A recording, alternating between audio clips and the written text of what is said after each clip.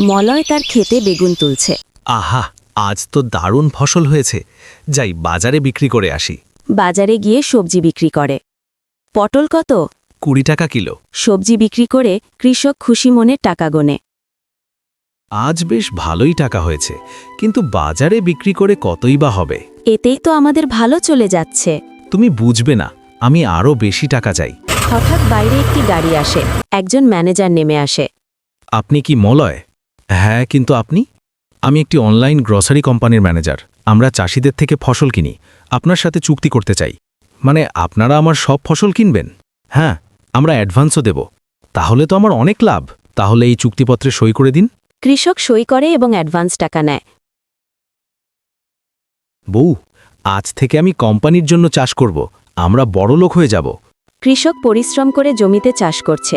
অনেক বেগুন ফলেছে। বেশ ভালো ফসল হয়েছে। কাল ম্যানেজার এসে নিয়ে যাবেন। ম্যানেজার লোকজন নিয়ে আসে। ফসল কোথায়?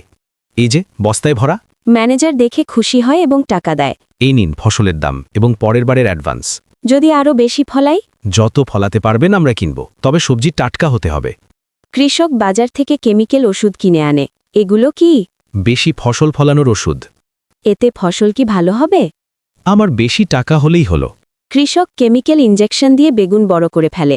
ম্যানেজার এসে বিশাল সবজি দেখে অবাক হয় এবং অনেক টাকা দেয়।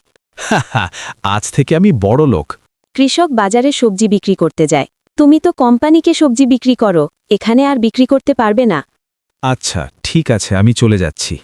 হঠাৎ ম্যানেজার রাগ করে আসে। আপনার সবজি কোয়ালিটি টেস্টে ফেল করেছে। এতে ক্ষতিকারক কেমিক্যাল পাওয়া গেছে। আমি তো চুক্তি অনুযায়ী সব টাকা ফেরত দিন, না হলে পুলিশ ডাকবো।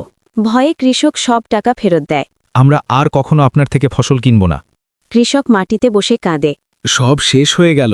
বেশি লোভ করতে গিয়ে সব হারালাম। তুমি তো বলেছিলাম এত লোভ করো না। কৃষক বিষাক্ত সবজির দিকে তাকিয়ে অনুতাপ করতে থাকে।